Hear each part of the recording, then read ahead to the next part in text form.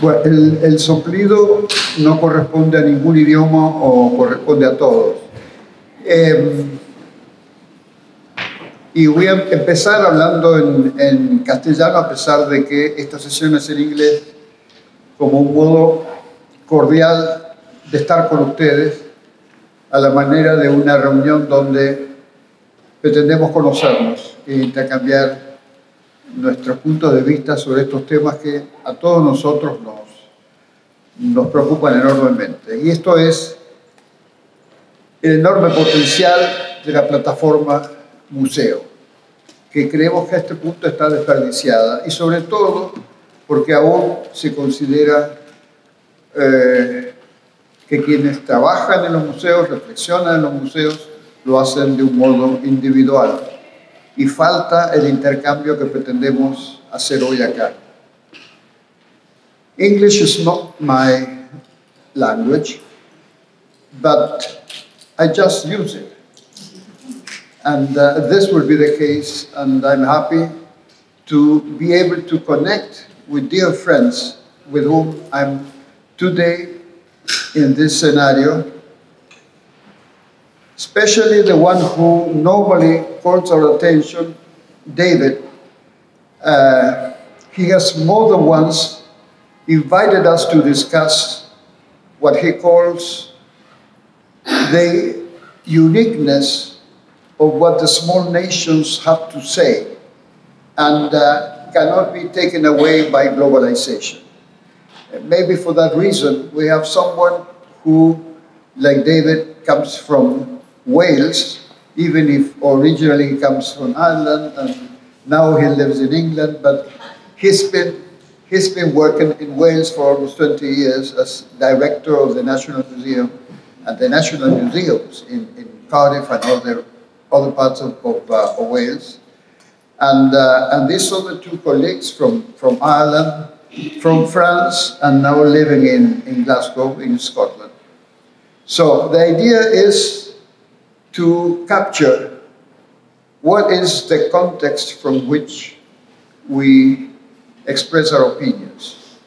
And so I will just ask David to start this conversation. Thank you, Americo. Could I have the first slide, please? We will start by introducing ourselves in just a moment. This is just an amalgamation of the flags of the Celtic nations, including Ireland, Scotland, Wales, Brittany, Galicia, the Isle of Man, Manx, and in the centre is a traditional symbol, which I understand is still used in the hospital, some of the hospitals in Ireland, which the three arms, if you can call that, the three worlds, are birth, life, and death. They're the key stages of life. And that is at the centre there as well. This is not a normal amalgamation. We are not a state on our own. We're not a composite of a state, but we share a number of characteristics, one of which historically was the various Celtic languages, to some degree or other surviving, but also arguably the experience as well of needing to operate as small nations and small states. So we'll come back to that in a moment. But if I could just start by saying that I'm very glad we've got, of course, Americo from Argentina here, who has been a wonderful friend to me and to the sector in the United Kingdom particularly, but elsewhere as well. But also Lynn from National Museum of Ireland and Howard. So I'd ask each of them to introduce themselves properly. So perhaps could I start with Lynn, if you would, please? Thanks, David. And Americo, and there we go. Moved away from my line. It's wonderful to be here, and it's been it's been an absolute pleasure speaking with people over these last 2 days. My head is whirring with ideas, which hopefully will occupy me on the 14-hour flight home tomorrow. My name is Lynn Scarff. I'm director at the National Museum of Ireland. I've been director of the National Museum for the past 5 years. Before that, I worked in an organisation called Science Gallery, which was based within Trinity College Dublin, and I was there for 11 years. And Science Gallery was this idea of bringing arts and science together in a very kind of participative format, an open call format of developing exhibitions. And prior to that, I worked in an area of Ireland called Ballymun, which was sort of one of the few areas in Ireland which in the 60s built kind of high-rise flats, and then in the late 90s and early 2000s took those down and carried out a major regeneration project. So I worked in that community for about 8 years on a variety of different kind of arts and environmental projects. So I suppose that tapestry of my work brings me to the kind of thinking of today, and I hope to talk a little bit about that within the context of our talk, and also hear from everybody here. Thank you. Oh, yeah. Oh, sorry, you have your own. Hi everyone, I'm Aude Le Guenec. I'm French, Breton, and I'm living in Scotland. So I know a little bit about what you call minority nation, contested nation, small nations, and what it feels to live or to make your heritage alive in this context. I come from a museum background. I was the director of the Textile and Fashion Museum in Cholet, which is a middle-sized town in the western part of France. And I've created there the first dedicated collection, first collection, it's not my language either. So first collection dedicated to children's clothing in France, which was extremely interesting at the time because it was about in 2002 working with the fashion industry in this area of France, which was extremely vivid and specializing in luxury fashion for children. So working with these designers, working with the tourism sector, working with the education sector as well, to see what we could do about this museum to not only re-energize the museum, but also to rebuild from this museum the confidence of the people in the place, in the area, and how we could ensure about a sustainable future for this area as well through culture. After this experience, 10 years experience as director of the museum, I've moved to academia. I was hooked by research, and I started investigated in more depth the socializing and the educational power of clothing for children.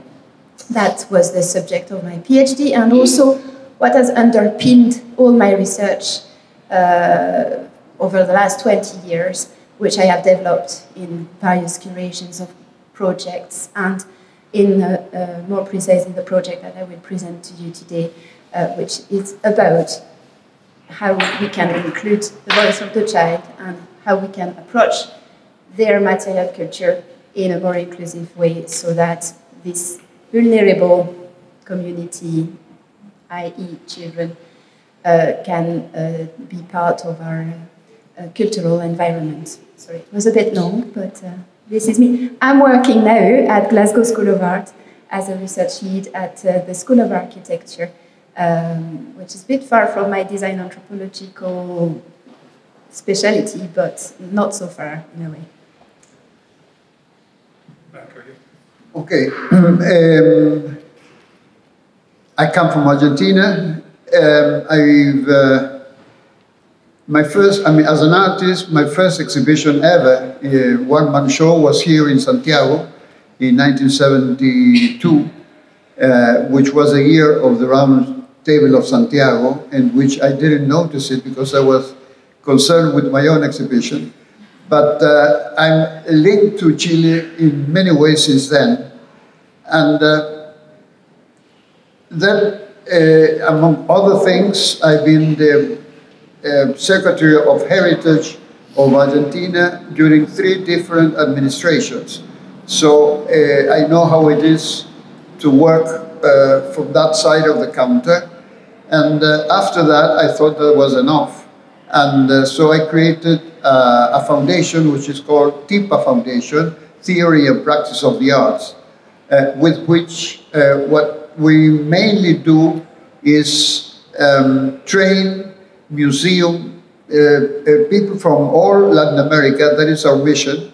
It's not restricted to Argentina, but has its mission, broad mission to the rest of Latin America.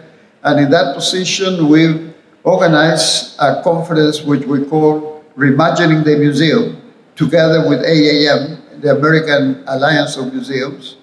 And we've done that in Buenos Aires in 2015, then in Medellin in 2017, and in Oaxaca, Mexico in 2019. And after pandemics, we expect to go on doing it in the future. In the meanwhile, we're doing, together with the University of Leicester, Great Britain, who are reputed as one of the museum studies, careers, and center of research most reputed in the world. Together with them, we're doing a MOOC, a massive online open course in Spanish, free of charge, for Latin American museum staff. So those of you, in March, we will have the English version as well. So that could be shared with the whole world. Up to now, we have 2,000 participants taking part of those courses. Okay. I'll just introduce myself very briefly as well. I was born in Belfast. Family migrated when I was young to England, then went to Scotland and studied Irish history, and then did postgraduate research on Irish history, the nationalist movement, but became a school teacher, and then moved into museum education for the whole of my career, until I went to Wales as the Director General of the National Museum, close counterpart with Lynn's role really in Dublin. And my passion for the last 20 years has been cultural rights and cultural democracy. I wrote a report for the UK government in 1997, then a second edition in 1999, post-devolution, on museum learning. And then I became disappointed and disillusioned by the fact that although I tried to make it a very research-based publication in quite some depth, it was quite clear there was cultural resistance to the idea that learning could be central to museums.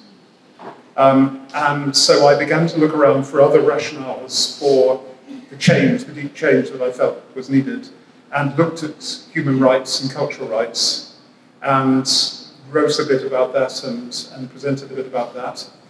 Because after all, the United Kingdom actually signed the Declaration of Human Rights, but it was never mentioned. And why were museums never mentioning cultural rights, the rights they were supposed to be responsible for spreading? Anyway, that got nowhere either. So when I went to Wales, I discovered how strong participatory practice was there. And so participation for me now is the third leg of the stool. Learning, rights, and participation. And those three things, I think, are not the whole story, but they're a very strong part of it too. So that's been my journey here, and it was really the focus of my work in Wales between 2010 and 2013, 23 rather this year. I want to say straight away that this is a Eurocentric panel, and we're, apart from America, of course, there, but certainly for myself, and I would suspect Lynn would say the same. Our examples, our thinking has been shaped by where we've worked and lived. So I apologize if this seems only partly relevant to you. I hope there is something here that is useful. And I also want to say a little bit about the context of this as well, because the current conflicts in the world are traumatizing and displacing large populations, including minority and marginalized communities and muted categories such as children as well. And these developments have emerged together with the growth of right-wing ideologies in many countries. Even the last few weeks we've seen the Netherlands and Argentina too have successes for the rights as well. And I would argue that at a time like this, we must rethink culture. And I would argue we shouldn't be just thinking about museums, we should be thinking about culture in this, and make fundamental changes to the way in which we work. The Welsh philosopher, social theorist, novelist, essayist, Raymond Williams, in 1958 said, "Culture is ordinary in every society and every mind." So, in other words, what he's really saying is, culture is society, and society is culture. And if that's the case, there should be as little barrier between culture and society as possible. And I would argue the way we've designed our museums is to create significant barriers. And therefore, I personally question the model. Many museum professionals across the world are not prepared to accept the injustices and the inequalities that there are. And many see it as their responsibility to play a part in trying to achieve social change. Equally, there are a very large number who do not see that as their responsibility. No matter what is happening outside the walls of their museum, it's not their job, it's not their worry, unless it actually comes for them. Well, this panel is suggesting we step back from that elitist view and the ways in which our institutions, all our institutions really, I'm thinking historically, have been complicit in this. And we think that this is now an opportunity to redress it. One of the reasons why I personally, and I suspect the others on the panel, came here to Chile was because of what this conference is and what it represents. And the fact that there are a group of like-minded people together for a few days in a space where we really can talk. And there are not that many spaces where, as I did at Reimagining that America organized, where I felt I was free to breathe. And this, I think, is another space which is where we are free to breathe. We need to look internally at the diverse practices of our own societies, as well as traditional and indigenous ways of life, which are still surviving in some ways in each of the Celtic nations in certain respects. And we also need very, very much to be looking outside our own countries and learning from other countries in the world, and I would certainly say Latin America is one of the big points of learning for us, already in 2 or 3 days in Chile. I've seen so much that I've not seen before, and heard things that I've not come across in certainly the United Kingdom anyway. And the legitimacy of museums is being eroded at the moment. The model is not getting the respect that at one time, rightly or wrongly, it used to have. And therefore, if we don't change, change will happen to us, and it won't be the change we want either. So the panelists at this session were lead organisers of a conference that we held in Wales in 2022 in Carnarvon, which I'll mention briefly in a moment. And they were coordinators, that's Lynn and Aud were coordinators for Ireland and Scotland and Brittany, respectively. And Americo was one of our very respected keynote speakers from the Americas who came across to contribute to the event as well. I want to just tell you a little bit about why we are together as a group, really, because this is not accidental.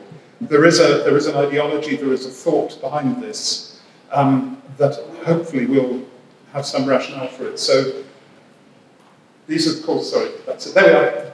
Stop there. Our purpose. I'll just read it out for clarity if you can't see it. We will expand our practice and research of cultural rights and cultural democracy in partnership with representatives of communities in our nations.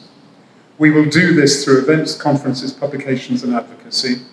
And as opportunity allows, we will collaborate with and learn from representatives of other minority nations and peoples across the world. So we want to make this a very internationalist perspective. Next, please. Our identity, well, we're representative museums, universities, and other public cultural institutions across the Celtic nations. I'm very sorry that Azilis Gulef isn't able to join us. She was supposed to be one of the speakers. I'm the stand-in, you're going to have to suffer instead on that. But she wasn't able to make the journey in the end. But she is based in Brittany and should have been here, really, if things had gone gone differently. And we were ourselves as nations conquered in the past by dominant powers. And then, in turn, we participated in the colonization of other nations. So we've been on both sides of this line, and we have to acknowledge our conflicted identities and our colonial histories in everything that we do. Next, please. The conference that was held in Carnarvon in 2022 brought together about 100 researchers, museum practitioners, and community representatives, all by invitation. We decided to make this an invitation-only conference, and therefore it enabled the conversations to be rather different, perhaps, than they would have been if people who had only a casual interest in the subject had come. And we looked at museums beyond their walls in society, minority cultures and languages, traditional indigenous practices and thought, cultural development in nations like ours, where we're not fully, certainly in Wales's case, not fully in control of our present or our past. And there also the way in which different government strategies can work in Celtic nations to support change. And really, what do we mean by cultural democracy in theory and practice? So all of that and many other things as well were addressed, at least initially, in the programme. Next, please. As you've seen before, these are the panel, and you can see the subjects that each of the speakers is going to cover, and they will come on to those in just a moment. So if I could now move to say that we can go into the sessions, the presentations, and Lynn is going to go first on this. So my slides disappear now, and Lynn's slides appear. Magically appear on the screen. So just while we're waiting for that magic to happen. By way of starting today, I suppose I wanted to say, and David has drawn attention to this already, two things. First of all, I've actually written out my presentation today for two reasons. I know Alina said it earlier on in our keynote. One, for the purposes if there was translation, but also because what I'm talking about today is still in formation. I've been thinking about it and changing it, and many of the talks that I've heard and people that I've had discussions with over this 2 days have influenced it. So I've written it because I'm still thinking it. So if you can appreciate that as I'm talking. And the second is just, I think David mentioned this, but just to emphasize that fact that I'm coming at this from very much from where I sit from a Eurocentric point of view, as a director of a large national cultural institution. And just for some context, the National Museum of Ireland is over 150 years old. So in many senses, it's older than the state in terms of when the state was formed. So it has a particular perspective in that context, and I'll get into that a little bit in the talk. So to begin, on my very first day of taking on the role of director of the National Museum, it was Monday, the 28th of May, 2018. And that was the first Monday after the weekend that 66.6% of voters in Ireland voted to repeal the 8th Amendment, the Irish Constitution, which made abortion illegal in Ireland. And the successful vote then enabled access to abortion for up to 12 weeks in Ireland. And my very first meeting on my very first day was with one of our curators, who was really busy trying to wrestle a really large poster out of the back of her car. Sorry, next slide, I should have said. So she was busy trying to wrestle one of these big, large posters out of her car. And the reason being that obviously the poster was being added to our national collection because we have a contemporary collecting piece that we had been working on. And to just represent this really important moment of Irish history. So on that day in the car park, the two of us who had experienced a very different Ireland growing up through the 70s and 80s discussed the outcome of the referendum and its implications. And then I asked her, do you have any no posters?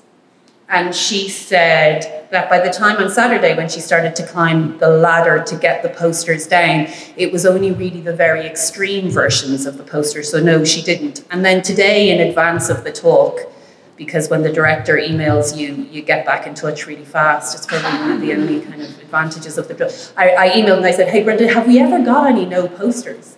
And she said, hi, Lynn, no, nothing. I asked on Twitter and through friends who knew people who voted no, but no one came in with anything. So the only material we got for the no side is what I went out and got, campaign posters, some leaflets. But the problem with that is the material produced is quite extreme. So no moderate voices are represented. I think this will be at some point addressed via oral history. See you later. So, there you go. That was Brenda's reply. But I bring this up and I'm going to just share that story with you and ask you just to park it for a moment as we go into the rest. We'll come back. So if we could go to the next slide. Thank you. So I want to reflect for a moment about some of our institutions are beginning to change. And we're beginning to challenge this kind of white male Eurocentric paradigm. And I borrowed a summary of a keynote speech that many of you will know, Laura van Broekhoven, who's the director of Pitt River Museum, that I think kind of starts to open that up for us a little bit in terms of today's conversation. So she noted that ethnographic museums should be a site of redress of their coloniality. They should be a pluriverse that shows the rich diversity of ways of being and knowing, not centering whiteness as the only way of being. Museums ought to allow for everyone to understand each other better. She states that they must unpack and help to unlearn the false impressions of what humanity is that they were responsible for establishing.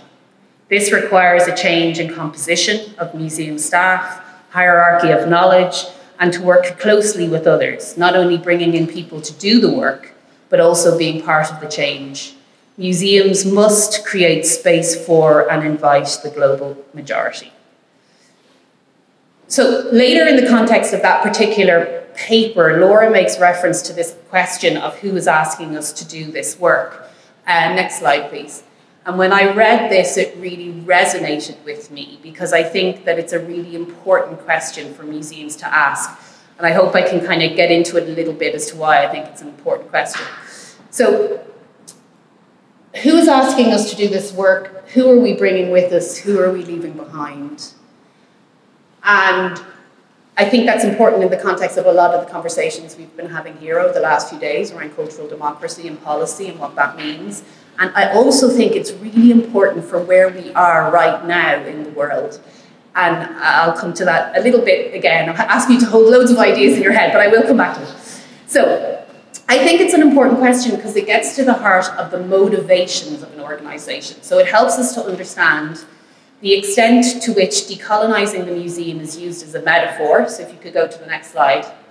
So, and many of you will be familiar with this paper, but the idea that decolonizing the museum is used as a metaphor to encompass multiple actions associated with human rights, social justice, community engagement.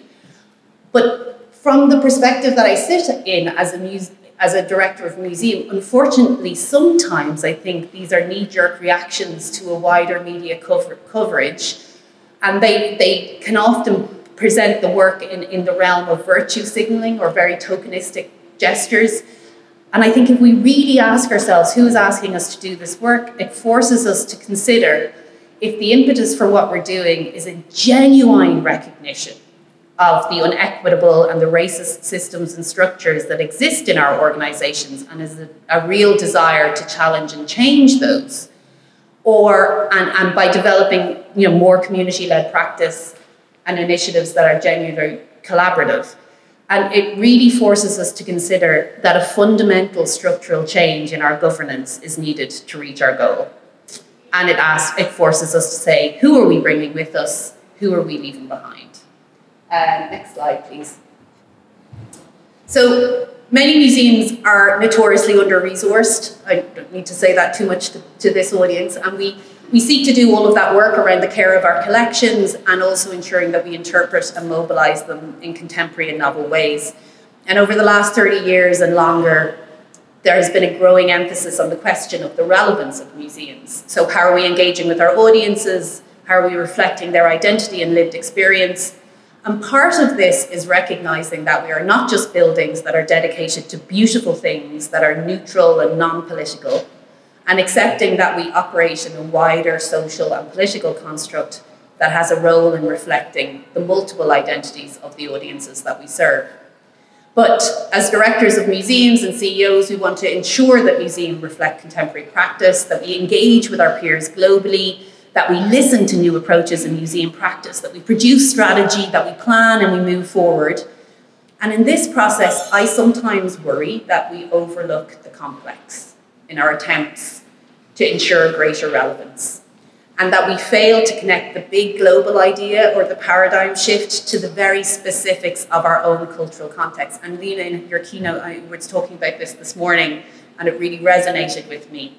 So I think we need to start thinking about how we do this in a work that is driven first from the communities that we serve and acknowledging its complexity and messiness. So by asking those two questions, I'd argue that it orientates us away from what I would see as the often encompassing ego of the large museum and cultural institution and the polarity that's presented in the media and sometimes the academic literature, and then drives us more towards the people that we should be serving. So away from the loudest voice in the room to what might really be needed. So I think we need to approach this work with real sincerity about what has been achieved, what has failed, and what still needs to be done. And as such, it requires a rewiring of the systems and structures of our organisation. So our board structures, who sits on our board, how we're governed, how we write annual reports, how we fund our institutions, how we quantify success, how we hire people, what kinds of roles we have in our institutions, and what a curator is actually in a contemporary museum context and how they actually operate and the skills that they need. So in effect, I'm proposing that we should situate our approaches in the context of our audience, that we should carry out consultation to understand better what our wider audience's understanding of this work is, and also what they feel about the work of addressing colonial legacies in our institutions. And when I say that in the current context, you might caution that depending on the process of consultation and prevailing politics of a region, that this could backfire and end up forcing us towards a more polarized approach. But it's here that I would like to make the case for the relevance of museums in these uncertain times. Museums are not neutral. We operate in these social political realms, and some people debate this idea about museums being activists, but in this context, I think we have to acknowledge that we return to the values of our organizations that are wide and varied, but I think they're well addressed by Wayne Modeste in this quote, because museums do have a role to play in the public domain, in shaping how we see the world and interpret what is happening around us. Museums are visited by literally millions of people who may be challenged to reflect on our history and think about our future. They have knowledge and experience that, when shared with others, can contribute to making the future better for all. And if I'm honest, this is genuinely, apart from all of the things that take up the day of running a museum, this is the work that brought me to this sector, because I really do believe that a moment of connection between a visitor and an object and a work, or arts and cultural practice, has a role that can be both including and challenging at the same time for doing it right. It can be a role where the place is both of sanctuary and of surprise and challenge. And at our best, our spaces can be places that, with the right people and processes and supports, we can produce work from our collection that challenge these legacies of ways of seeing and learning that are stemming from, particular colonial epistemologies. Next slide. So we should be platforms of the diversity of communities that we serve, because as publicly funded institutions, next slide, it's our duty that we work and curate programs that respond to the lived experience. So in Ireland, sometimes we get challenged within the museum about why we might be doing this work. In Ireland, actually, public sector equality and human rights, because we are in the public sector, we are governed by this legislation. So it's something that we have to do as part of our work. And that, in many ways, I think is really important, that the museum is recognised as operating within that. So, I think to understand the position of our audiences, I think in the case of museums like the National Museum of Ireland, we have to look at the legacies of of the structures that we're left with. And the museum is a particular case. It was established before the Irish Free State, when we were still part of the British Empire. And it was during this period and into the early 20th century that a number of the artifacts that we would still term in the museum the ethnographic collection, and we're working towards a whole redefinition of our collections at the moment in the museum, existed. But following the formation of the Free State, then in 1927, Niels Littberg, who was a Swedish man, was commissioned by the Free State to produce a report on how the National Museum of Ireland should be organised and established. And this saw us shift an acquisition policy and its exhibition display that moved to Irish archaeology and ethnological collections. So in other words, Irish archaeology and what we term our folk life collections. And we closed the door on a number of our world cultures collections, which effectively stayed closed until about 2 years ago. And I bring this up because I think it's very interesting in the context of how the museum is consistently mobilised to tell a particular narrative. And I think it's really important for us to look at that history and think about it in the current context.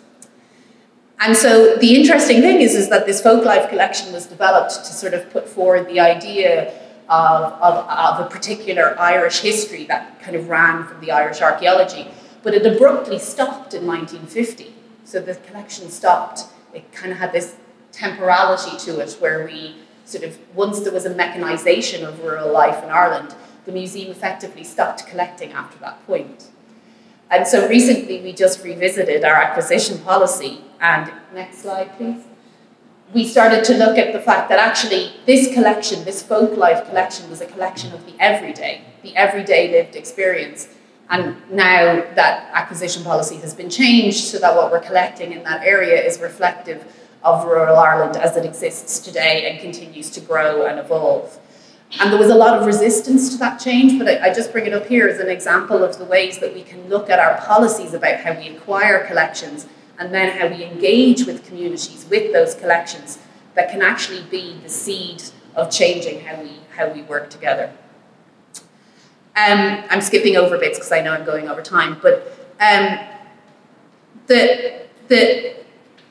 the other kind of case study that I wanted to talk to you about today, next slide, is so in 2018 the National Museum of Ireland opened an exhibition on the traveller's journey in this Museum of Country Life in Mayo.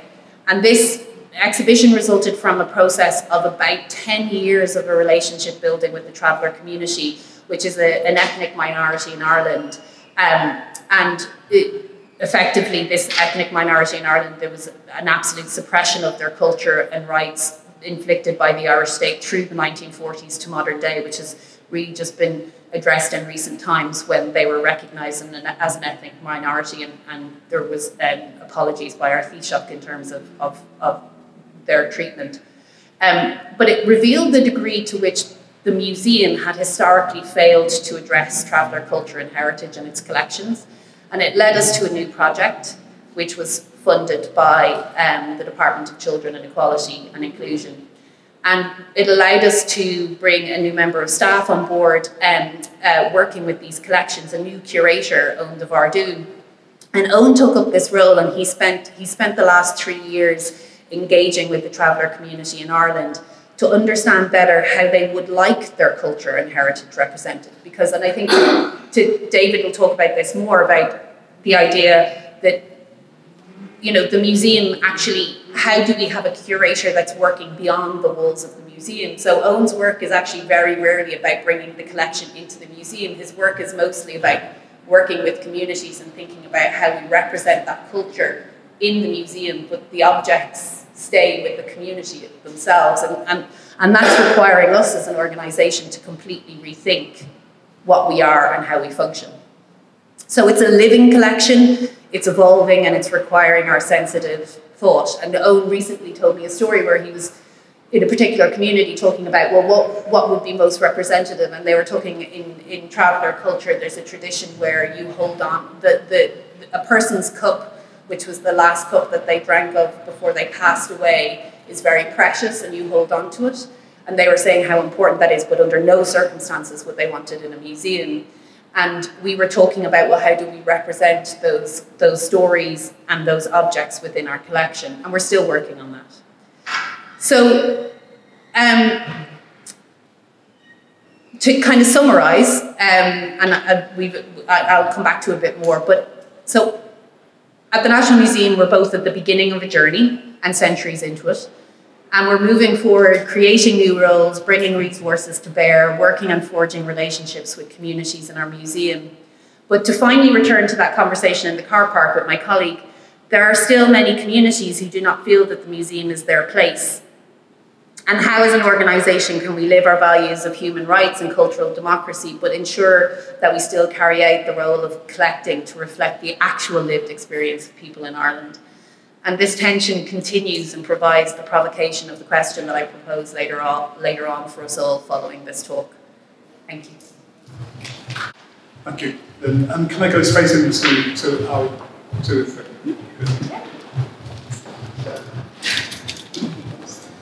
Right, so I've got slides as well.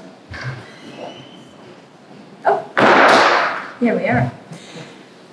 Right, so in a sense, I'm also going to speak about what Lynn described as a museum as a sanctuary and as a surprise, and a museum where you come to see objects, but also where you go outside of the walls of the museum to engage with people, and in particular with young people who, in France and I should say in Europe, are the neglected heirs of the museum sector in a certain way.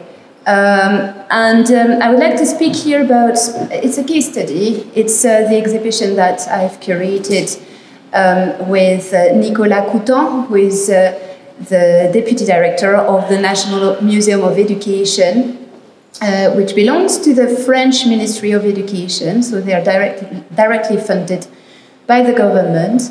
And he's hosted in the beautiful city of Rouen in Normandy, a museum where there's an extremely extensive collection, a very well-furnished documentation.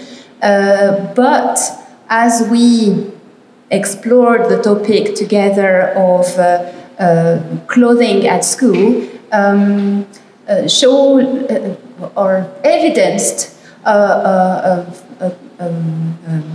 howling lack of representation of children's clothing, children's and young people material culture, despite the fact that this museum should document everything that happens within the school environment, including what people are wearing and how they're wearing it. So, next slide. Thank you. We started working together just after my PhD viva, so that was 2016. And he came to see me, Nicolas, and said, well, do you want to work on a project with Dress for School? And we didn't. We never thought it would take us to such a long journey of research and such an exciting investigation into an overlooked topic in both museums and the education sector in France. As I explained in my introduction, my PhD was about the educational and socializing power of clothing for young people, and children in particular, from the 19th century onwards. And I had looked at the French museum's collections to try and identify what were the most the most important features in museums' collections which could document the role of clothing in this interaction between the child, the adult, the maker of clothing, and obviously the environment in which the child is living. So I was particularly interested in the topic of dress for school, and we started working in a context which in 2016 was not so overexcited, but became a bit more the topic of the headlines towards the end of our project, and especially last summer when we were ready to open the exhibition and had to cope with a situation where clothing at school became a highly burning political topic in the French context. As you may know, in France, school pupils don't wear uniforms, and this is true in every school, in every state school, primary school and high school since 1968, May 1968, which we have been speaking about regularly over the last 2 days. So they don't wear school uniforms, and school uniforms is highly political, right? It represents traditions, conservatism, and a certain view of the society that the right wing is bringing into the education sector. The education sector since 1968 is extremely left-wing in France, and they don't really cope with this idea of having all children and young people all together wearing the same sort of outfits and representing a kind of frozen education community. Then, what is important to understand as well in terms of the French context is that we've got the concept of laicity, secularity, which maybe doesn't mean anything for you guys, but for us, as we have to follow the values of the Republic, means that we're all citizens in our own rights, and that whatever faith we've got, whatever minority we represent, this needs to be hidden under the value of the Republic. And even though we're wearing whatever we want, we cannot show what is our community within every public institution, and especially at school. So we have to hide the face, the sense of belonging, etc., to become a member of this French society, a citizen of this French world. And this questions, of course, the role of clothing at school. And then, obviously, like in the UK, like in the rest of the world, we question the over-sexualization, gender construction, what happens at school, and what can be done to ensure that young people are growing in a fair way, in a safe way, and in a safe space. Right. So, to make the story short, here are the headlines. Last, the president about school uniforms, a school uniform, but kind of fancy, kind of, but still.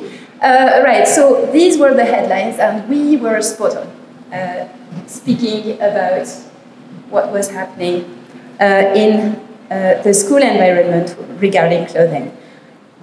As a museum, we can do one thing, which we usually do very well, and that we have to do more when researching children's fashion, which is to document what children are wearing on a daily basis.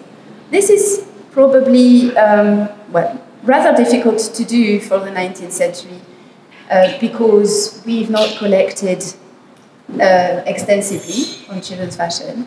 There's a lack of testimonials, there's a lack of interest, it's been overlooked, and now we are trying to document and research this topic a bit more, but still it's extremely marginalized in fashion history. So there's a place for everybody here to come and help developing, increasing the knowledge on school, on clothing for children. And then what we can do as well, we can compare with what's happening today. So it questions, what are we collecting today? What is significant? And what children think is significant for them. So within this exhibition, Dress for School, it was extremely important for us, not only to look as curator, as adults, as designers, on the children's material culture and on their clothing, but also to involve children to a certain extent, so that they could tell us what they were thinking about what they were wearing in the school environment. So conveying the present is a question, a recurring question for museum curators, and it's a problem, and it's something that needs to be questioned and is questioned in most of the curation events. And what we have been trying to do here is to work with photographers to document children everyday, young people's life, everyday life, and especially the transition between the house and school, so that we could understand the transformation between the child in the house and the young people in high school, and what this interaction with their peers involved in terms of transformation of outfits, appearance, body, etc. And we've also worked with anthropologists. So there's a lot of interdisciplinary, transdisciplinary research here. I'm not going to go in depth into this explanation because it would take us too far away. But as I said, what was more important for us in this project was to focus on young people and to try and make sure that we had this documentation. The problem of this type of documentation is like it's the adult looking at the child, the researcher looking at young people, the photographer looking at nice settings. And as much as we want to have a honest approach to that, we still miss children's voice. Yeah. So what we have questioned is how children were interacting with their clothing within an environment where their life was extremely organized with specific activities, with specific the necessity to be autonomous as well, and what did this mean in terms of what adults made them wear and how the adaptation to the school environment affected the clothes that they were wearing. So we've conveyed the fashion industry. It was important that the fashion industry was part of our project, and we worked with young designers in design schools in France, with the fashion companies to have pilot projects, and suddenly the museum transforms itself into a forum of experimentations to inform the fashion industry and to support a more inclusive and focused approach of children's clothing.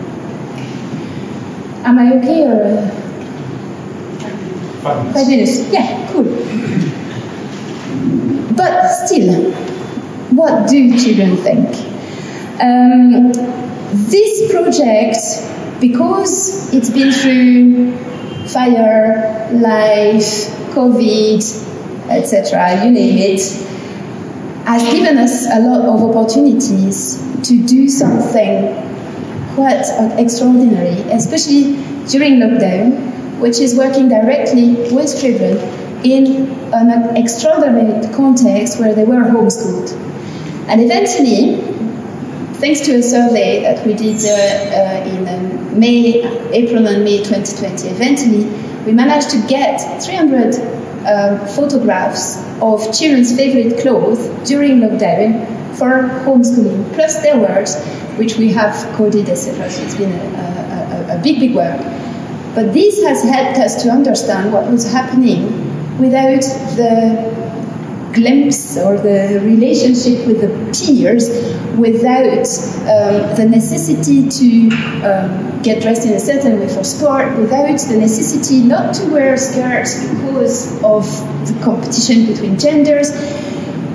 And this was a way for us to go more closely to the child and to bring that into the exhibition, bring that into the project as a way to develop methods within the museums to question children about their own material culture. Yeah. So there's been Dress for Homeschooling, there's been Tell Me, which was another project twinning different schools in France, in the UK, in China, and making 6-7 years old young people speaking about what they were wearing and interacting with each other through their creative practice, through the co-design of projects where they were leading. And we've seen something quite extraordinary, like in a Chinese primary school, in the classroom, eventually, suddenly, the children decided to put all their table together and to work collaboratively to describe who they were through their clothing and send their work to the French kids. So the progression here, going step by step, working with Designing for Children's Rights, working with colleagues, creative practitioners, educators, made us develop methods of engagement and documentation which could then be curated and presented in these projects. So creative people working with young people, creative practitioners, working with young people, such as, for example, Anne-Charlotte Hartmann and Studio Abby, who's working on learning through clothes. So what can you learn when clothing becomes a learning material, a learning tool? What can you learn about yourself? And that's fashion as a way to, and clothing as and dress codes as a way to describe yourself. And what can you learn about the otherness? And how can you use this learning material to develop another approach to clothing and to include the child in the presentation. So without going into too much detail, because it's almost the end, we've had a fantastic reach, probably due to the political context I was explaining before. We've had a huge coverage through all sorts of national media who were interested in not only knowing about the school uniform, which was kind of coming back and back and back, but also knowing about what clothing meant for children and what clothing meant from an educational perspective. So eventually, the Museum of Education became a place where you could understand what alternative learning material could be brought into the classroom. And we've also worked on webinars, professional development, support for professional development. We've worked also with policymakers, and that was back in February 2023, where the French Assemblée Nationale asked us to come as experts to document the development of the bill on school uniforms. So we were there as experts to tell them what could work or couldn't work, with a comparative approach with the UK as well, so that we could help them understand the variety of contexts and what they could do. Yes, I mean, the reach is quite unexpected, and we hope to be able to continue and to expand this project in a variety of ways through a variety of medium, and develop also the interest for children's clothing, not only within the heritage sector, but also in the education sector in France and beyond. Yeah, oh, that's my provocation for later, but yeah. Okay, thank you.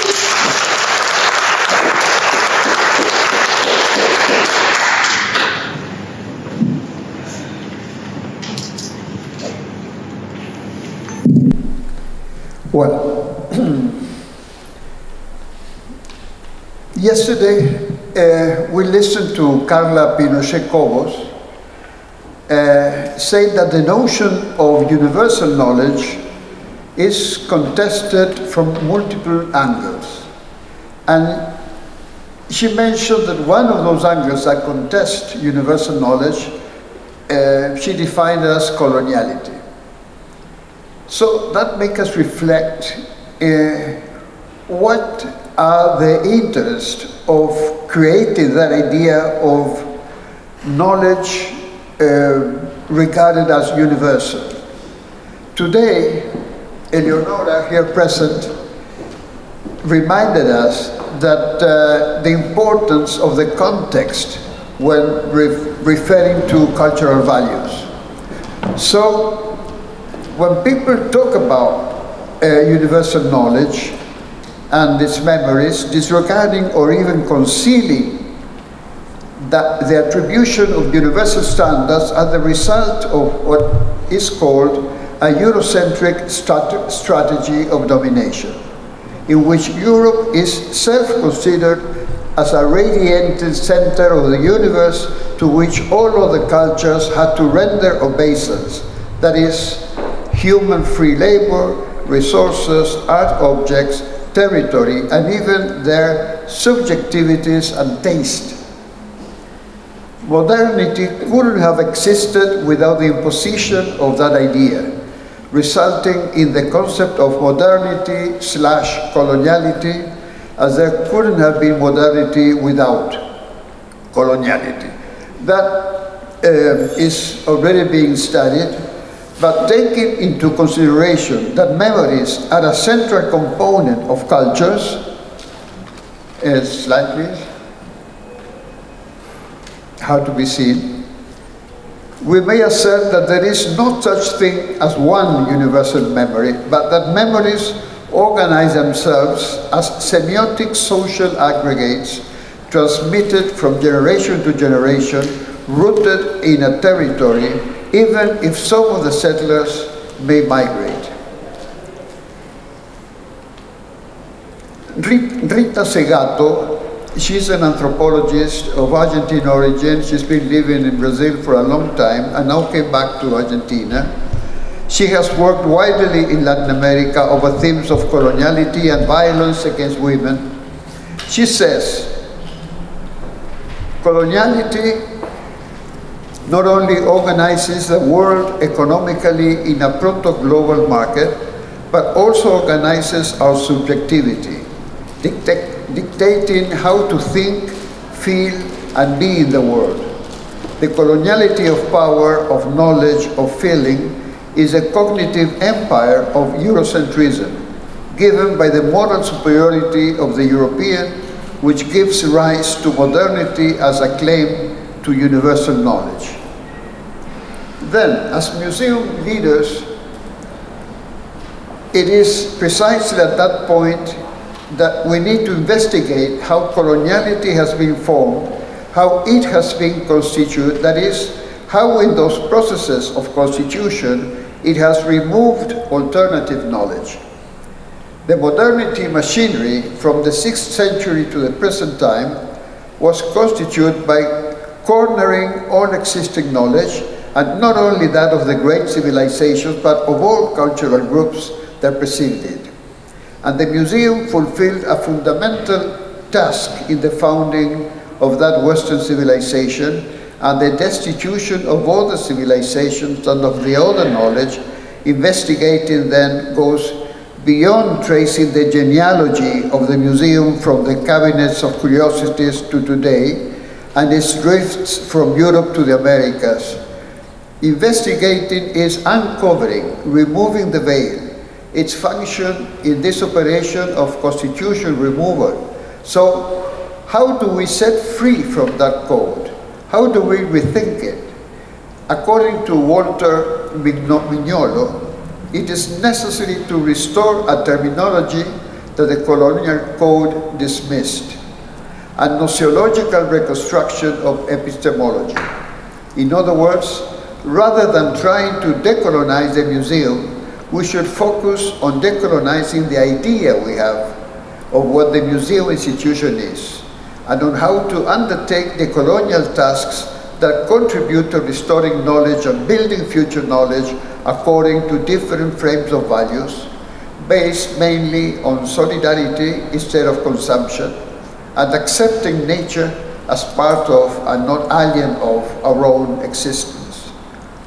The restitution of stolen memories cannot be universal and dictated from above, and UNESCO may serve as an example, but by those who are inspired by the threads of cancelled knowledge and compassionate ways of relating in society.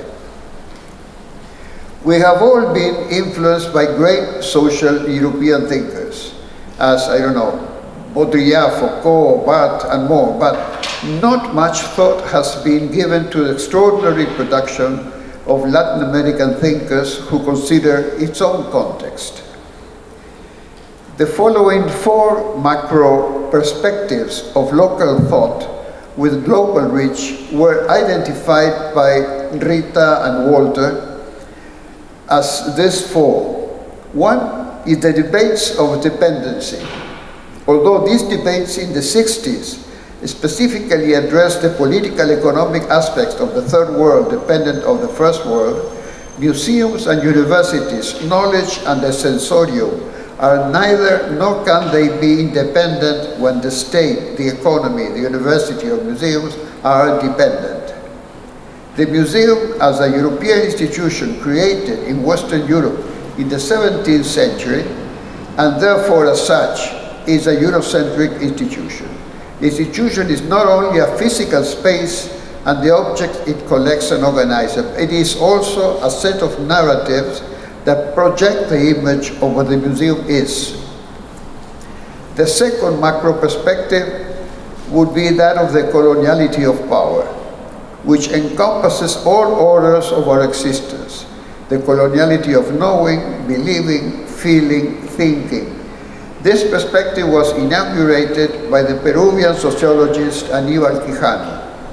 Quijano was vitally involved in the dependency debates. Therefore, it is necessary to understand that coloniality of power is an extension and deepening of dependence, which includes the narrative dependencies that prohibit, not by law, but by deterrence, questioning what the prohibition takes for granted. In this case, the belief that the museum is an institution that exists and that we should not ask ourselves why it exists, since when it exists, who created it, for what, for whose benefit. Decolonizing the narratives of the museum presupposes asking oneself about the modernity or imperiality of the museum institution and the coloniality of the museum. If we do not begin by interrogating the modernity coloniality of the museum, decoloniality has no meaning. Decolonizing is not a physical but a conceptual task.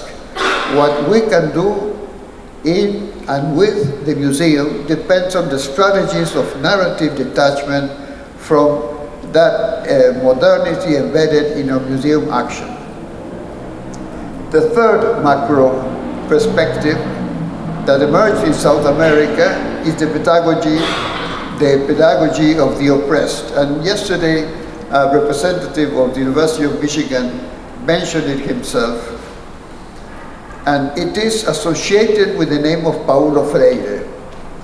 It is not by chance that the pedagogy of the oppressed emerged contemporary with the dependency debates. We know, after Quijano, that power is a simultaneous mesh of relationships of domination, exploitation, oppression, conflict. That is, it is not possible to dominate those who are equal. To dominate, it is necessary to establish the belief in both those dominate and those who are dominated and oppressed, that the second factor is inferior to the first.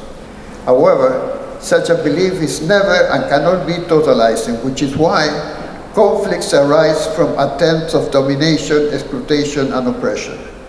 Both the theory of dependency, the coloniality of power, and the pedagogy of the oppressed are diverse manifestations of the conflict that are projected in liberation and or decolonization. The fourth macro perspective identified by Segato has two aspects: theology and philosophy of liberation. The first associated with names like Gustavo Gutiérrez in Peru and Leonardo Boff in Brazil. The second associated with the name of Enrique Dussel, who just passed away a week ago. That these two perspectives were contemporary and with the dependency debate is also no coincidence. It is the ethos of the time of the 60s. Although it was basically a secular movement, the equivalent version, although predominantly male in its beginnings, were theology and philosophy liberation. Recently, TIPA and Wikimedia decided to do an open call to give visibility to examples of actions and exhibitions that transform traditional narratives in Latin American museums. That is, we wanted to see studying cases more than emphasizing on theory. And so we made a call and we received some 35 projects and actions in which a narrative of decolonization was being put into action. And we selected 7. One of them is the Textile Museum of Oaxaca in Mexico. It is thought as a platform of restitution of knowledge, inviting the diverse communities of Oaxaca as co-creators of programming and projects. The museum performs as provider of traditional tinctures and materials, as a facilitator of exchanges of knowledge among those communities and those of other regions. Actually, the museum acts as a broker. You have to think that the state of Oaxaca has 17 different languages, 17 different ways of cooking, 17 different ways of dressing, and the role of the museum in that context is essential. Another example is the Museum of Modern Art of Medellin in Colombia. You know, Museum of Modern Art normally are not that open to do social initiatives. But in the case of the Museum of Modern Art of Medellin, reverses the hierarchy of the discourse and turns the listening as the core of the exhibition, exercising empathy, sound landscapes, orality, speech. The focus is on communication and emotional interconnection with experiences in assemblies marked by rituals which result in performatic exhibitions. The third case is the Museum La Tertulia of Cali, Colombia. It avoids, as they say, the rhetoric of salvation and facilitates the construction of long-standing links of affection and self-recognition with the neighboring community by doing together a mapping of expressions of their surroundings. By liberating the polysemic flux of the neighborhood, the museum facilitates its emancipation of the coloniality of knowledge. The fourth case is the Ricardo Rojas Museum in Buenos Aires, Argentina. Created in the name of a writer and policymaker who reivindicated the knowledge of the indigenous people, it fosters a collective process of heritage activism through the art, nature, and fundamentally empowering the speech of the original nations. The fifth case is the Sao Paulo Historical Archive, the nucleus of urban history in Brazil. The archive reacts against the naming of streets after white, Christian, and rich people, while the naming of the knowledge, culture, and social relations of the inhabitants of those places, especially in the peripheries, is silenced. The archive proposes the inhabitants of those spaces of conviviality to rename their streets, and by that way reconstitute the links between their subjectivities, which historiography rarely reaches.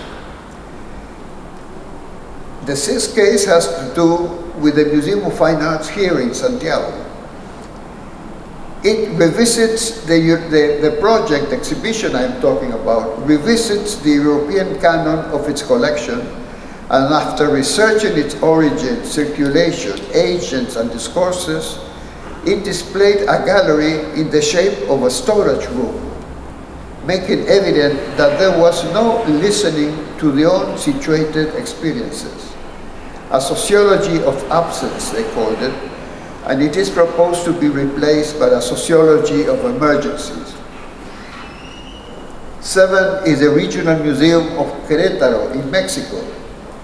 Opposes the notion of the museum as a place where the individual studies the object that is studied, building a unique and totalized history, and instead of it, the museum may be considered as a place for doubt with its cracks, folds, and gaps that allow a more rich and complex interpretation. In this case, 10 women from the staff of the museum revisited and questioned through graphics and collage the apparently official truth of the institution. So these are practical examples in which they took this theory into action. We must add our visit today to the Museum of Solidarity Salvador Allende, which we found astonishing, because it really was a case of co-production, sensitivity with the community, and it shows a range of values that is clearly seen through all the exhibitions. So, chapeau to the Museum of Solidarity. I would say that we could say it's one of those uncomfortable museums because it tackles problems that are contested and that need discussion and brings the problem up to the surface. According to these findings, we may add 2 other sources of reconstituted knowledge, that of the indigenous cosmovision and those of the African diaspora, with all their diversity of components and idiomatic references. So, I invite all our colleagues to be part of this process and reflect on alternative ways of reconstituting knowledge with which start new conversations coming from the discoveries we may make with the threads of what has been stolen. Thank you.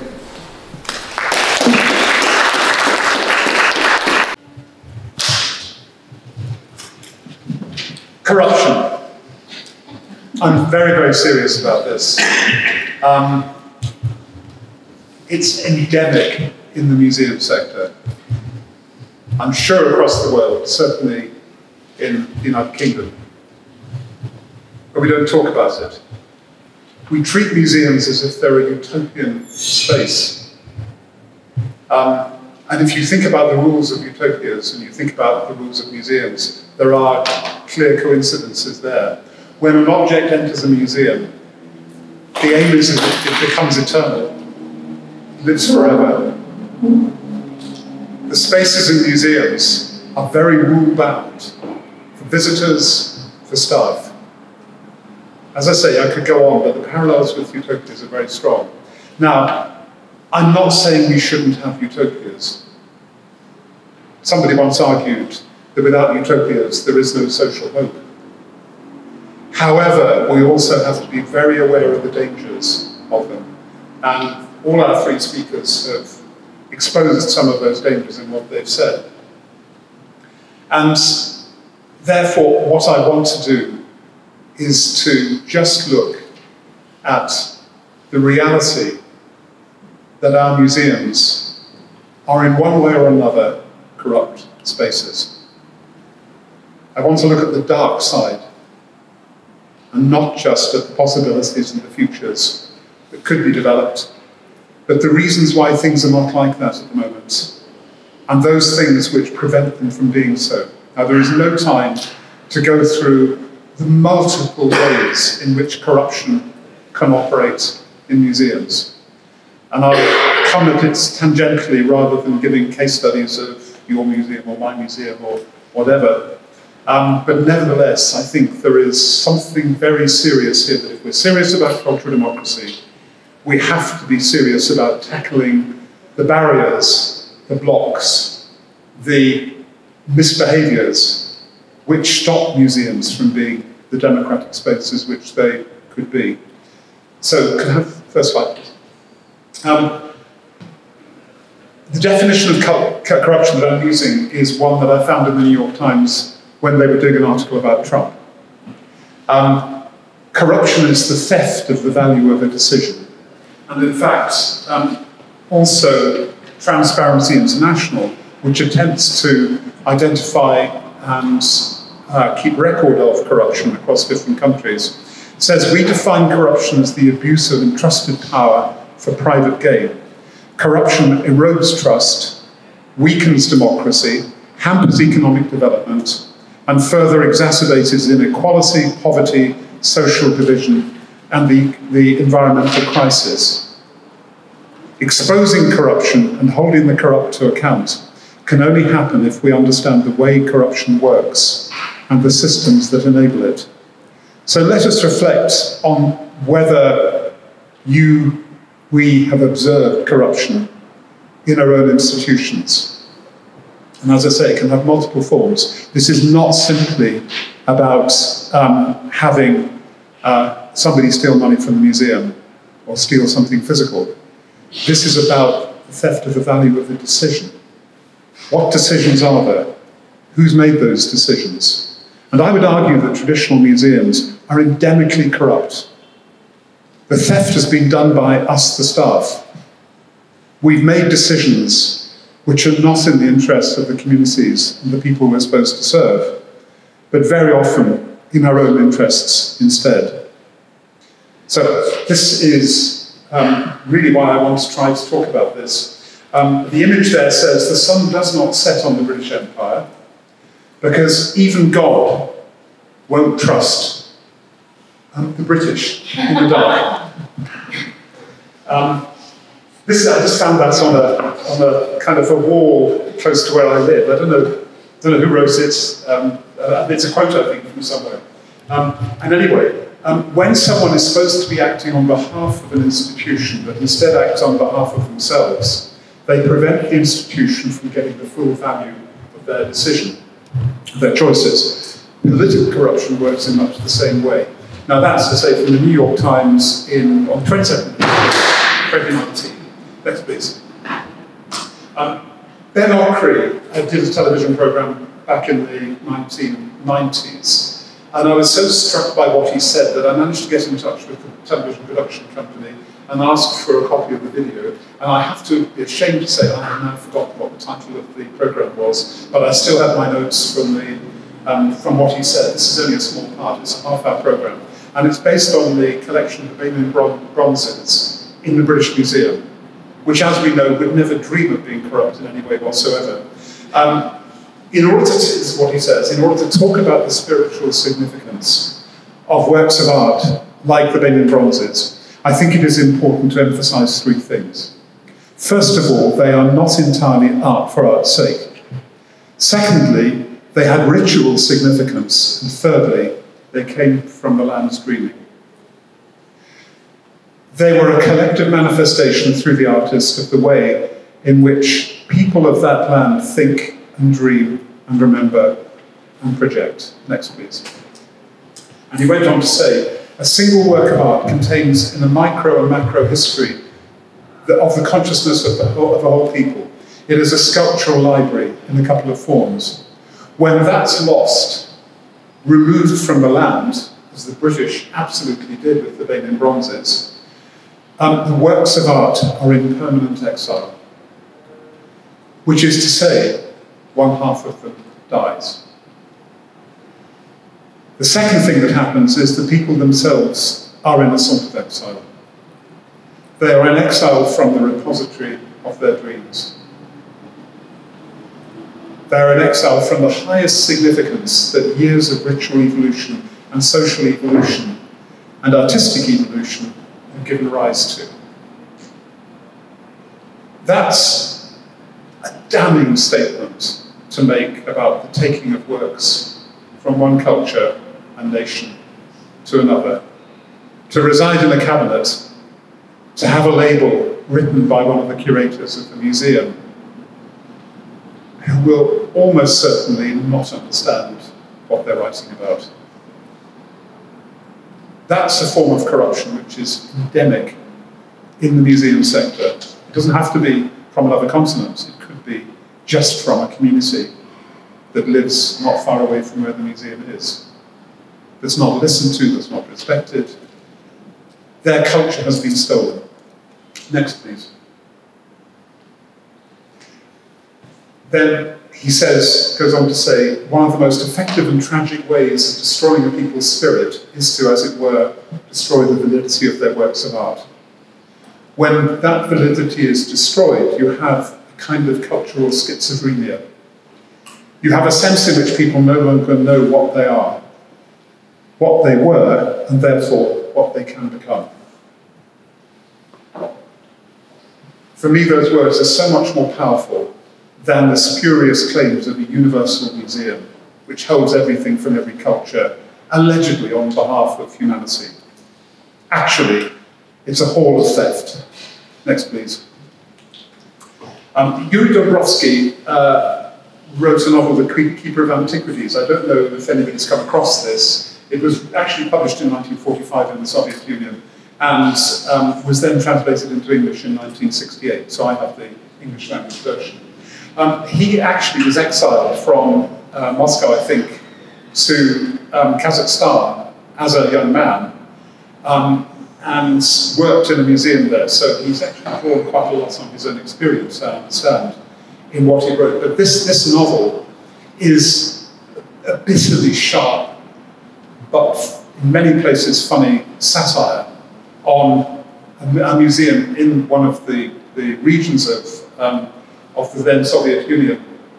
And it's set in Alma-Ata, which I think is where he was, in 1937, just as the Stalinist terror was about to spread across the Soviet Union.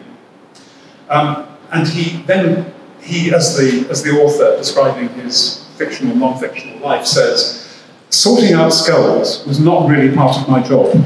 All my working hours, I sat in my archaeological cabinet, as they called the high, bright room that had once been a cathedral choir. Long ago, someone had painted over a notice with a new one which read, Keeper of Antiquities. And someone else had added, entrance strictly forbidden. Whilst a third person had nailed on a skull and crossbones cut out of tin. Well, there's quite a lot of sort of theft of power of interpretation going on here. Next, please. The keeper, at a certain point in the novel, is being questioned by a deputy commissar about the museum's deputy director, a Kazakh, who is now a suspected traitor. And suddenly he laughed, this is the commissar. All right, go back and do your job. Only think over what I've said. Try to link your antiquities more closely with the present day, he boomed cheerfully. There was a poet, called Bezmensky. He put it very well. To be equal to the challenge of our great age, you must be able to discern the world revolution in everything. No matter how trivial, or something like that. Go and find the world revolution in everything he says to the Keeper of Antiquities. Everything you lay your hands on, every exhibit should point to that, and to that alone. Now, I feel a little bit of discomfort in reading this, because I can see some things that I believe in satirized here. I do believe that museums should be accountable and should serve the public. I think they should be speaking of the times we live in. Not only that, the past, of course, as well, but that the present has to be always in our minds. And I find myself almost in the same camp as the commissar on this, which is not a place I wish to be. But nevertheless, I think that for me raises key questions too. Next slide, please. And then he says, at the museum, meanwhile, the total destruction of the old exhibition layout was underway. It took Zoya Nikolaevna only one day. People were constantly telephoning her. She's the representative, if you like, of the state police in this, giving her orders, summoning her to urgent meetings. By this time, the Stalinist terror is really taking a grip. She was no longer concerned with my section. It was the present day which seemed to be her main cause for concern. Suddenly, for instance, the distinguished names in modern Kazakh literature turned out to be traitors.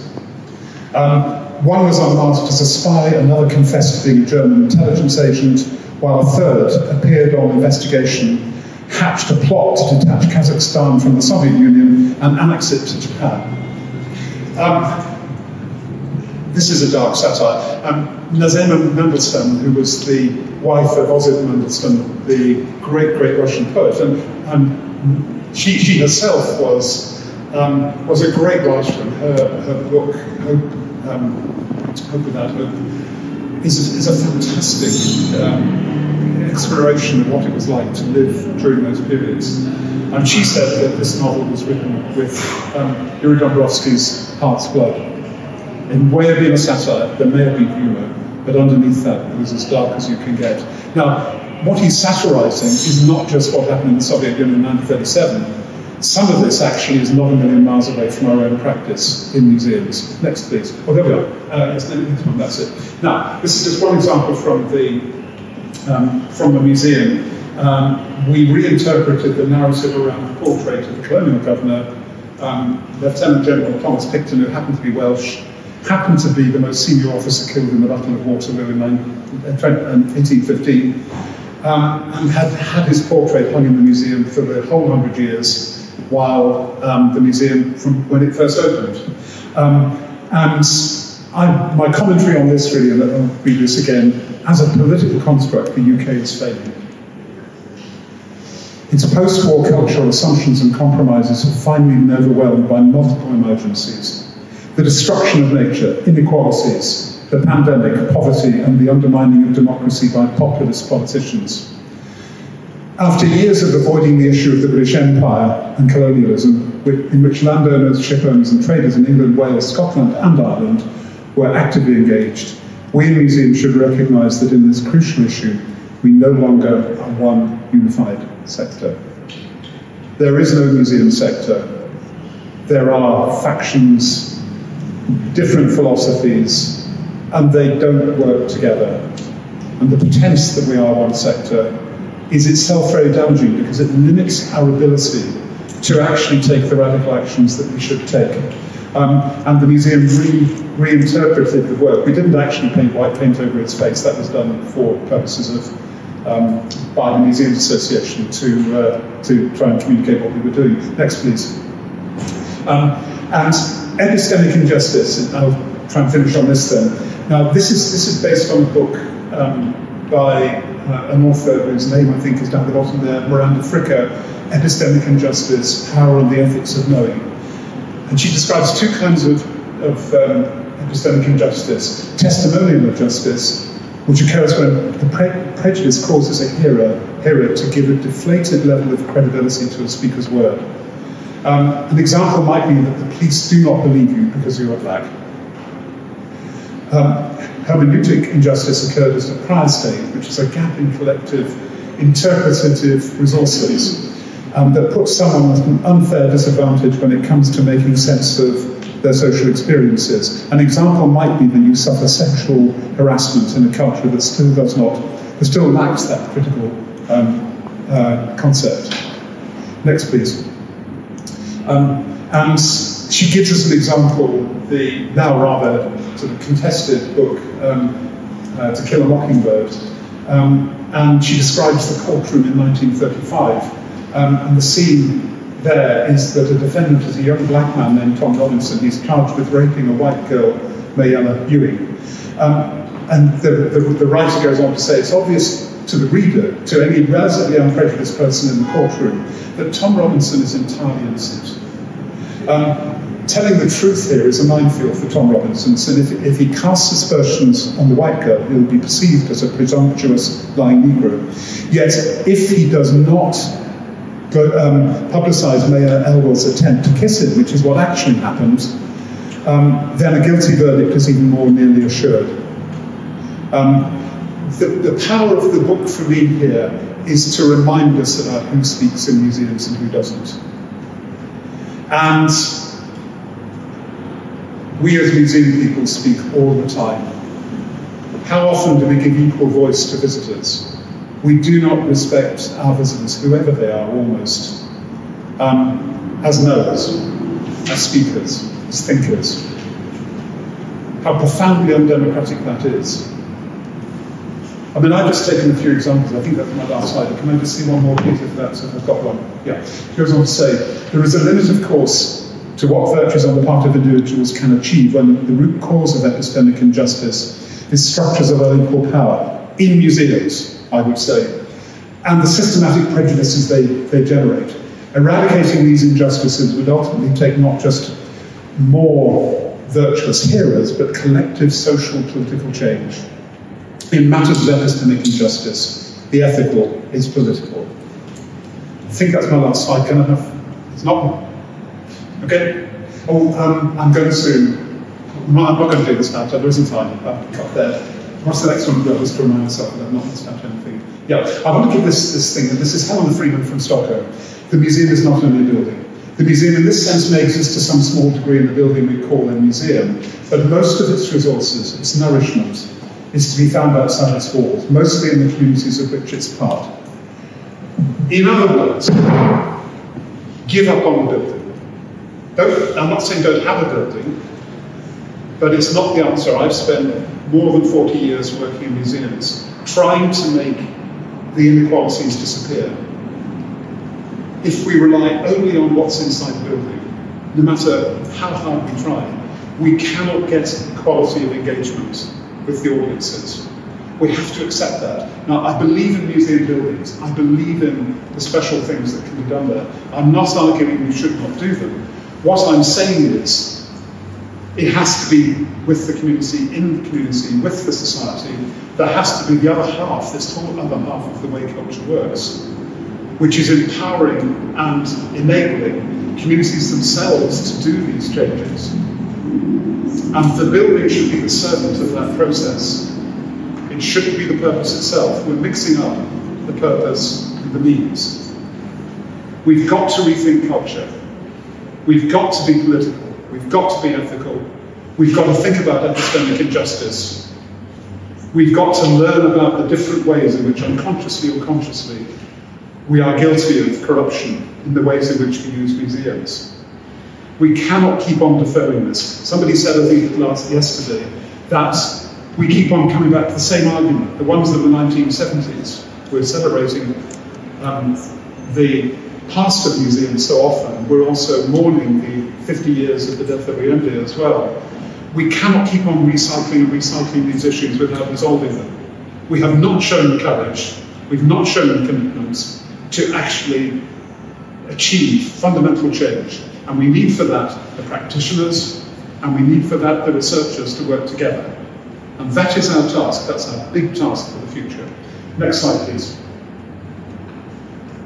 Next one, please. Okay, we've got some provocations for you. If you have appetite and patience for the last 15 minutes or so. 5. Oh, well, here we are.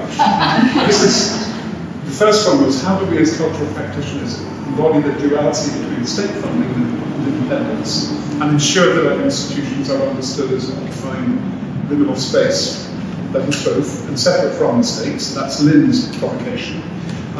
Museums are not totally aware that they were created as important components of colonial mandates that may be rooted in such a way within a particular society as to convey racism and injustice many centuries after foreign domination seems over. America. Can we build museums as pro-actors of a cultural democracy without the children? Of course. And then, are you aware of corruption in the cultural sphere in your own country? Could this have been prevented? No need to name people or places. Those are the provocations. You've got 5 minutes to give us the answers. Please. Does anybody want to speak at all on any of these?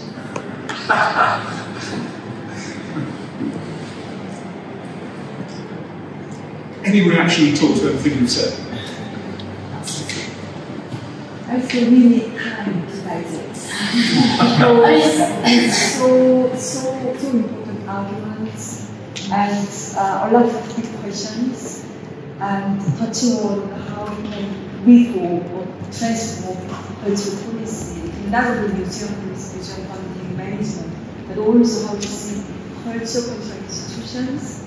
So, yeah, I need time to think over these issues. But can I just ask a quick question?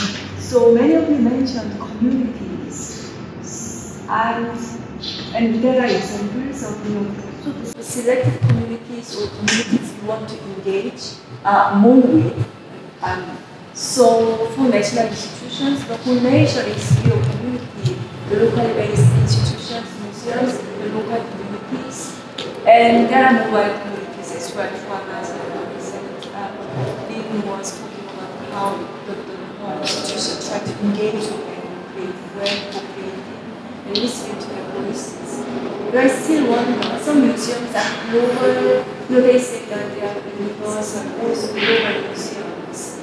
And different scale, different locations, different sort of funding, also different sort of connections with the community. So I just, yeah, let me fully try to understand what communities we are talking about. Or are you imagining the communities? Yes, I'm curious. I wonder whether we should just really give space for people to ask any other questions and make any comments rather than us say anything. Is that right? Just a tiny one, because I was quite taken with what you were saying all about how your project developed in ways beyond what you had imagined, because so much happened. Crucial, attention, but also COVID, and how that meant that you have children bored at home, willing to engage and having the time to engage and do stuff. And I'm wondering, that clearly wasn't anything you could have planned for, but was there anything that the museum learned about the pandemic and the need to work differently, the opportunity that it created, that they have kept? Because one of the impressions I have, not just about museums generally, is that in the moment of emergency, we devise so many ways to connect and to explore things together, because there was a need to, because we're all going mad in our homes. And then the moment we are out and about again, we've kind of forgotten, and I get a sense that there's much that we are not learning from or losing or not, just forgetting too fast in the desire to get back to normality. So was there a legacy? I can speak. Well, I can speak about my project, and maybe Lynn can speak about what happened with the legacy moreover and as well. In the project, it was extremely so there was the obvious thing about the pandemic, which was collecting the objects that the pandemic left, like the masks, for example. We've got one in showcasing the exhibition.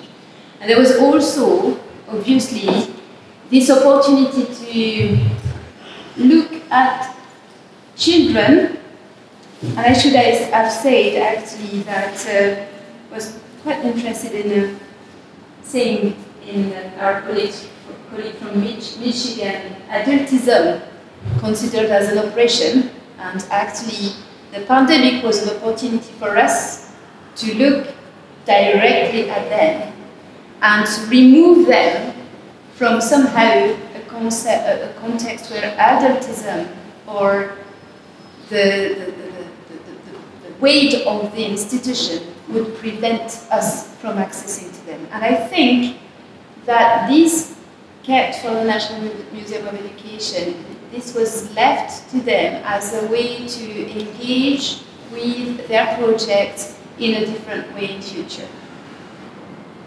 But maybe you want to Yeah. say something about the content? Yeah, I think there was a lot of learnings about how we engage with, actually, particularly with younger audiences. Certainly, we found that within how we were running programs completely changed. And it's been really difficult to think then, how do we take the strength of those learning back and then with the kind of on-site museum again. But I don't think we'll ever have a situation where all of our program is in our building anymore. And I think that's probably the biggest shift. But I'm not sure we've got the balance right yet, actually, if I'm honest. Now we're universities, actually. Yeah, I don't know exactly what it, I'm not sure exactly what it is. I think we're in a really interesting space.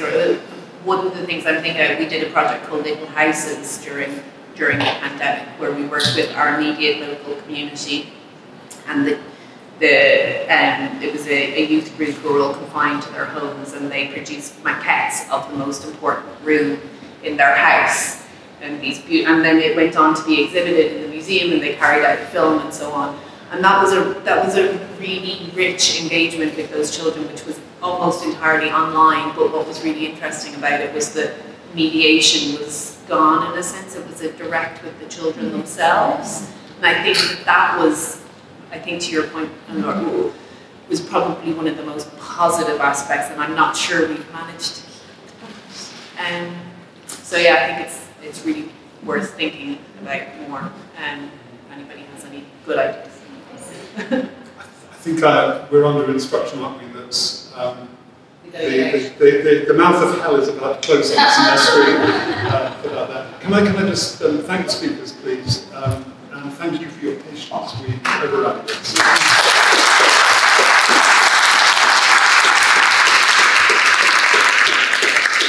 And also thank the tech team who've given us support with, again, great patience over the last couple of hours as well. So thank you.